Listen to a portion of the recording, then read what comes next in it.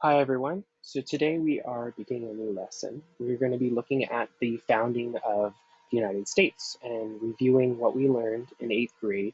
And we will learn about the changing in the American mind by taking a look at both the Enlightenment and the Great Awakening. So this might take place, this lesson, over a couple days.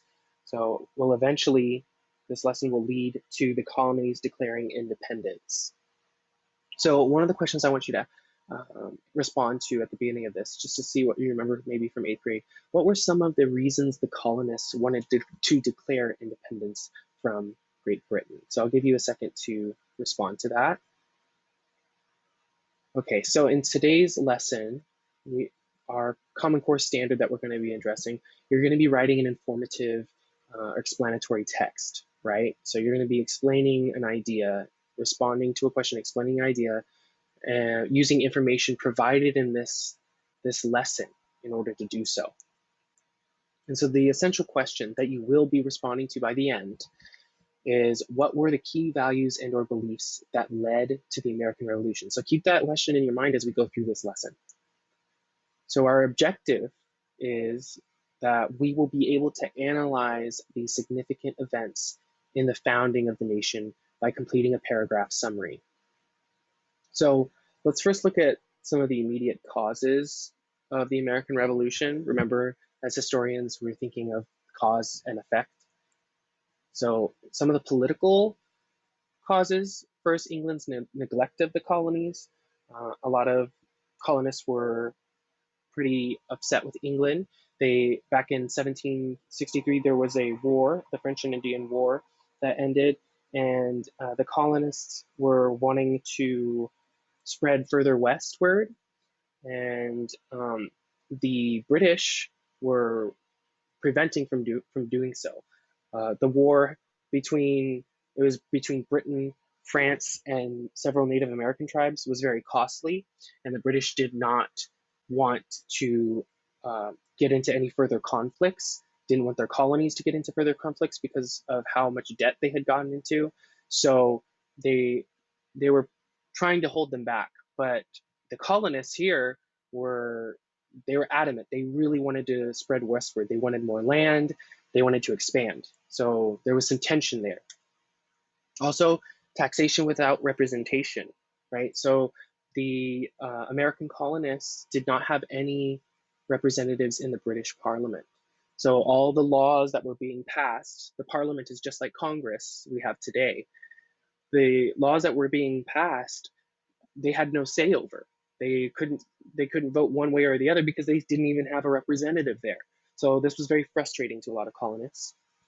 Also, limitation of individual rights. In England at the time, there was no such thing as freedom of speech, freedom of the press, right? They obviously had a king, a monarchy in England at the time, and there were a lot of ideas which we're going to be discussing in a second from the Enlightenment and the Great Awakening, and a lot of colonists began to accept and promote these ideas of individual rights and liberties, and this was also a source of tension, right? Because England didn't provide for those, allowing those types of rights to exist at the time. And then economic, there were some economic causes. Again, taxation.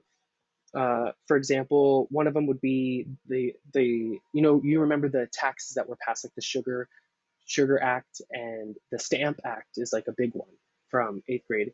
So basically, that tax was any type of newspaper or will or letter, playing cards, all those like paper documents, printed documents, they all were required to have a stamp placed on them. And in order to get that stamp, you had to pay a tax, and that was levied in order to help pay off a lot of the debts that Britain had incurred after those wars, that war that I discussed earlier. So but a lot of the colonists didn't like this. A lot of people don't like taxes even today. And back then, they really didn't like it because of how often they would have to pay the tax. Because back then, they didn't have cell phones, right? They didn't have the internet. A lot of people communicated through paper printed materials. So having a tax on those printed documents and having to place a stamp on each one, it was seen as very much as a nuisance. It was very annoying and frustrating. And then mercantilism. this is another reason. So this is the idea that a nation's wealth can be increased by the control of trade. So Britain basically was wanting to expand their number of exports. So exporting goods means to, for let's just say, for example, we're Britain, right? And we make silk clothing, right? And an export would be when we send that to another country and they pay us for that good, right? So Britain was trying to increase as many exports as possible and limit imports. So imports would be the opposite of that. When a country buys goods from another country and brings them in, right, to sell. So the mercantilism refers to the idea that the colonies existed, the United States, the American colonies existed solely for the benefit of the mother country. And who's the mother country? It was Britain, right? So the British kind of only saw the American colonists as like tenants who were like basically renting. They were paying rent to the British by providing materials, resources for Britain to use. So a lot of the colonists, they had seen themselves as being British, that they deserved certain rights as of an Englishman. But the British themselves, the British government, only really saw the American colonists as a resource to be used. And so this created a lot of tension as well. And trade restrictions, that goes along with mercantilism. Basically, the idea at the time was that Britain prevented the colonists in America from trading goods with other nations, other empires, like the Dutch or the French, for example. And uh, this was preventing a lot of the American colonists from being able to do business. And this goes along with free enterprise, right? So by preventing American colonists from being able to trade with whoever they want to trade with, it's preventing those who do own businesses from being able to trade freely to whoever they want. Instead, they feel like they're being controlled, right? They're being told you cannot trade with that group, with the Dutch or the French. And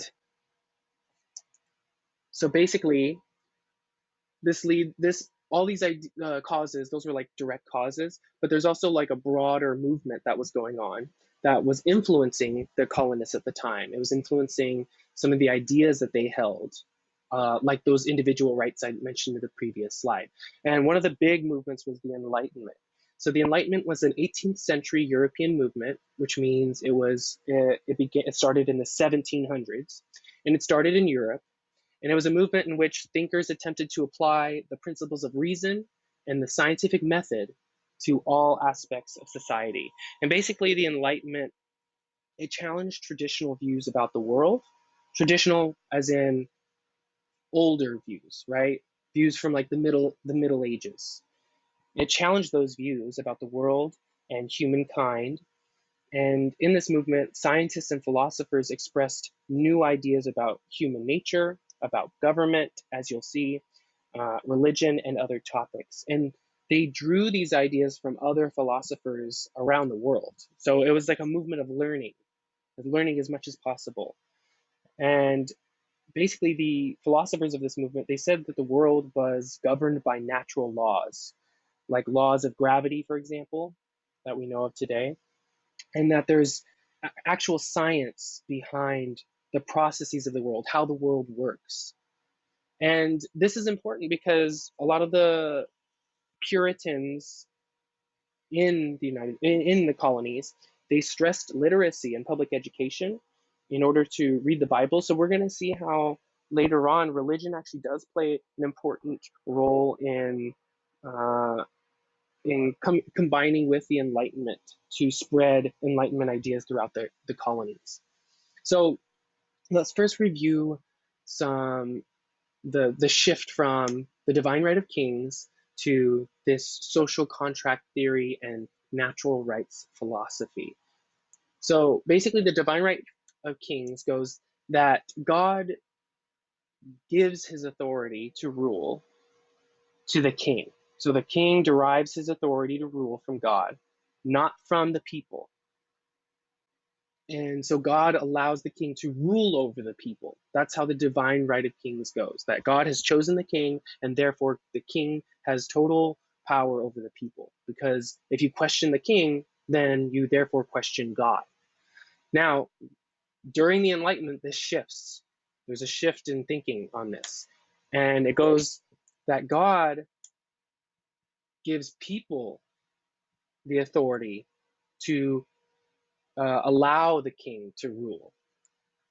So this shift from the idea of divine right of kings to the social contract theory was influenced by the enlightened philosophers of the time, right? So this social contract, I just want to really emphasize this, it's that individuals, us, the people, we have consented to allow some of our freedoms, to surrender some of our freedoms to the ruler, the state, the king, whoever, submit to their authority in exchange for their protection of our rights. But ultimately, we make that decision as the people to give the king that power. It's not God who gives him that power. So make sure you understand the difference between the two. So we're going to watch this film really quickly. Back when Carolus Linnaeus and Isaac Newton were making their great discoveries, people like them were known as natural philosophers. Today, they would be called scientists. Philosophers are people who seek wisdom or knowledge. During the Enlightenment, while natural philosophers sought to understand natural things, such as the motion of the planets or the behavior of microscopic organisms, other philosophers concentrated on the mind, political subjects, and other more abstract concepts as well. One of the most important philosophers to focus on political subjects was an Englishman named John Locke, who lived from 1632 to 1704. Locke believed that the power of a government to rule must come from the consent of the governed. In other words, that people should be able to choose who governs them. Locke took comfort in England's glorious revolution of 1688, in which the king was forced to relinquish a large amount of his power to parliamentary representatives. He promoted the idea that every human being was born with three basic natural rights: those of life, political equality or liberty, and the ownership of property. Locke also promoted freedom of the press, educational reform, and religious tolerance, and called for the overthrow of governments that failed to protect basic human rights. In France, several great Enlightenment philosophers wrote passionately about human rights and democracy as well. French philosopher Voltaire, for example, championed the idea of freedom of speech with his famous statement, "I disapprove of what you say, but will defend to the death your right to say it." While another Frenchman, Montesquieu, called for a complete separation of powers to maintain balance in government, which was to be accomplished by creating separate legislative, executive, and judicial branches of government. Nearly all philosophers of the Enlightenment era wanted to see a strict separation of church and state as well, for they realized that mixing government and religion was almost always a recipe for disaster. The Enlightenment philosophers themselves were usually deists, people without traditional religious beliefs, who believed in what they called nature's God. That is, in an all-powerful spiritual force that had created the universe and everything in it, but then left it alone. The ideas of the Enlightenment philosophers were deeply admired by the leaders of both the American and French revolutions. In fact, Thomas Jefferson fell back on them time and time again when he was composing the Declaration of Independence, as did the framers of the United States Constitution when they worked out a plan of government for the new American democracy. Right. So a lot of the Enlightenment philosophers that we just watched in this video, they influenced the American founders, like, for example, Benjamin Franklin and Thomas Jefferson. Benjamin Franklin, he popularized using experimentation and reason to find answers. And Thomas Jefferson and other founders, including Benjamin Franklin, they argued that people have natural rights that the government must respect and protect, right? So we're going to go over, review what we just saw in the video, some of the Enlightenment philosophers that were discussed. So the first is Montesquieu, and he argued for having three branches of government, right? The executive, the legislative, and judicial. Basically, the executive could be like the president that we have today, the legislative, like the Congress, and the judicial would be like the Supreme Court. And another idea that he argued for was the idea that we are innocent until proven guilty, right? And we still see this in the American judicial system today. And then Voltaire is another Enlightenment philosopher, and he argued against religious persecution. He wanted freedom of religion. You could practice religion or not practice religion at all. He argued for the rights of all, whether you were religious or not, and that everyone is equal. And this idea of equality, it becomes different, you'll see, as we go on throughout this course. And then freedom of press and speech, like you saw in the video, we might not agree with what you say, but we defend the right of you to say what you want. And then Rousseau, Jean-Jacques Rousseau, he believed in the idea that democracy is a good form of government, right? So make sure you pause and review these really quickly. And then John Locke, he's one of the major ones. He's definitely one of the most influential of Thomas Jefferson and in the Declaration of Independence. So he argued for a natural rights philosophy, and this basically is the idea again that we derive our rights, these rights that we hold, from God. No state, no person gives us those rights. We're born with those rights. So the law of nature, these are life, liberty, and property, that we have a right to those things. We have a right to live, we have a right to be free, and we have a right to own property. And unalienable means that they cannot be taken away. You'll often hear that in the Declaration of Independence. These unalienable rights means they cannot be taken away by anybody. And then he also argued for legitimate government. This means that it should protect those natural rights. Again, Thomas Jefferson argued this as well, that people have natural rights and the governments need to respect and protect them. Legitimate government can be revoked. This was another idea of John Locke's, and we will see this explicitly in the Declaration of Independence, that we have a right to revolt against a government that is infringing on those natural rights and not doing its job to protect our natural rights. And he also put forward the social contract. It's the idea that the people give consent for the government to protect them.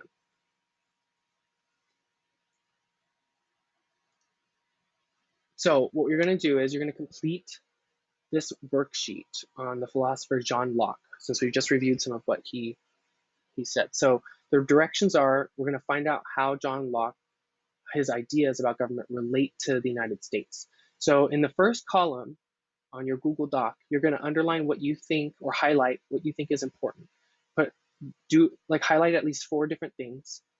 And then in column 2, you're going to summarize in the margin to the right what you underlined. So summarize those 4 things that you highlighted.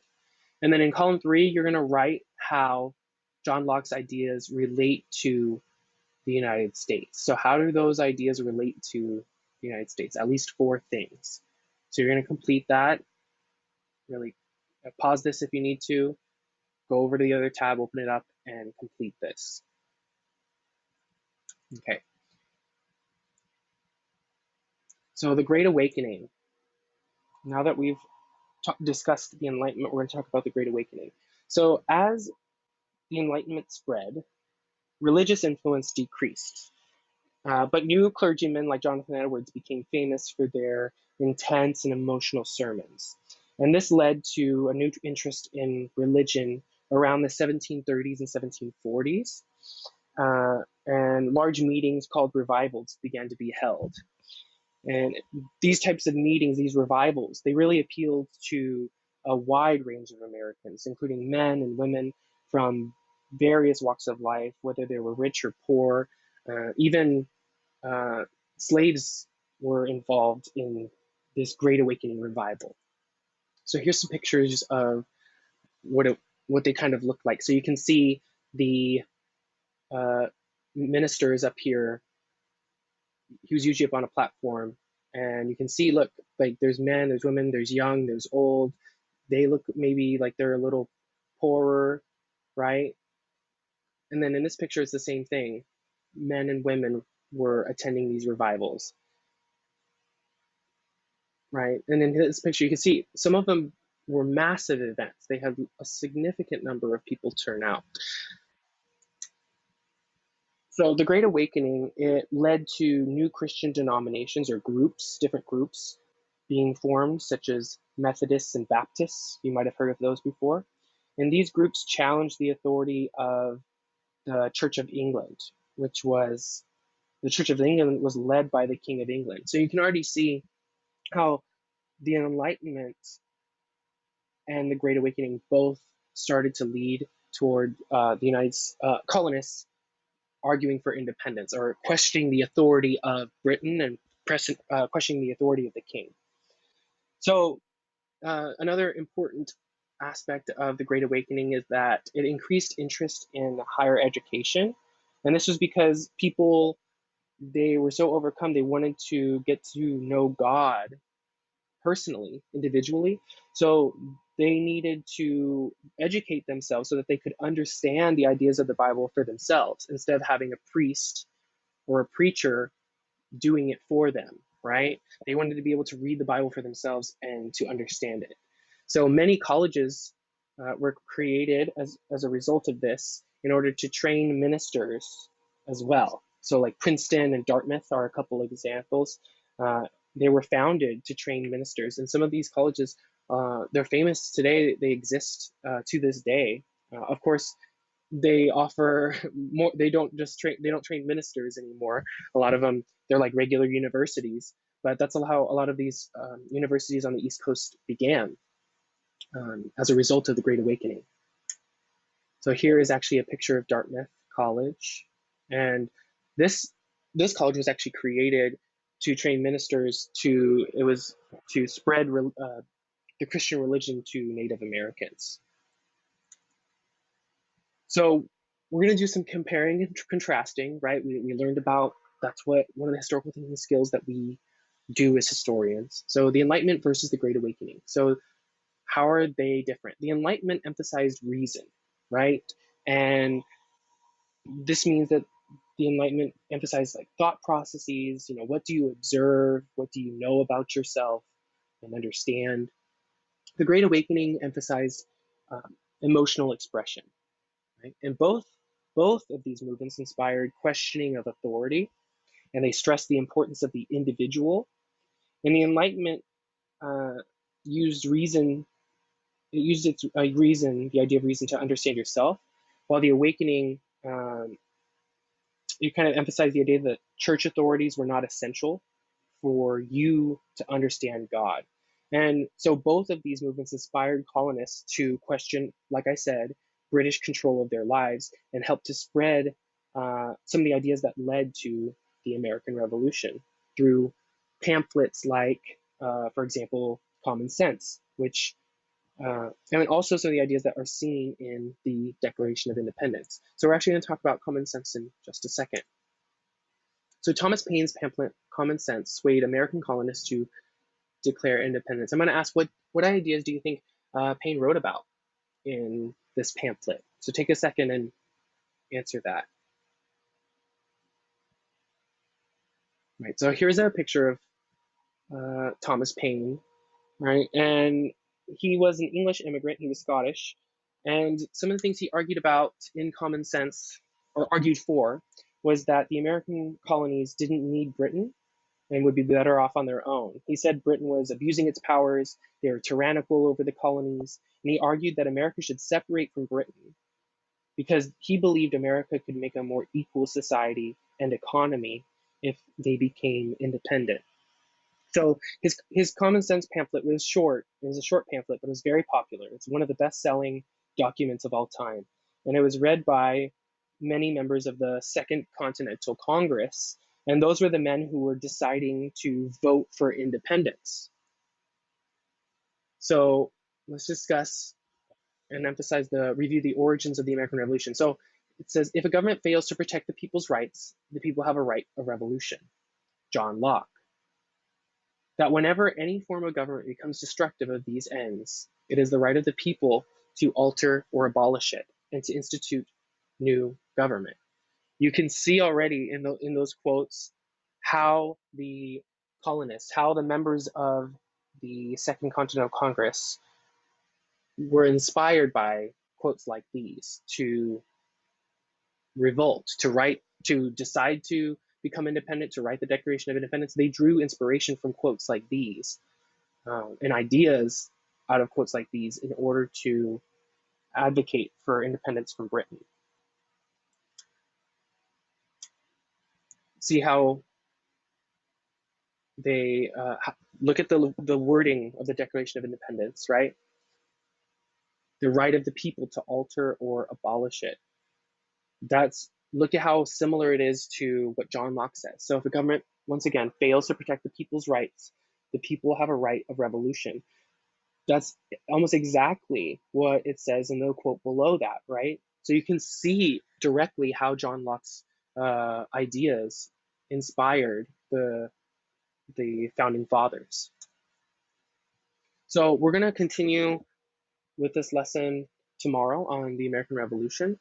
So just make sure to complete the attached worksheet that I have for this lesson, and then we'll pick up with the rest of this tomorrow. So thank you so much.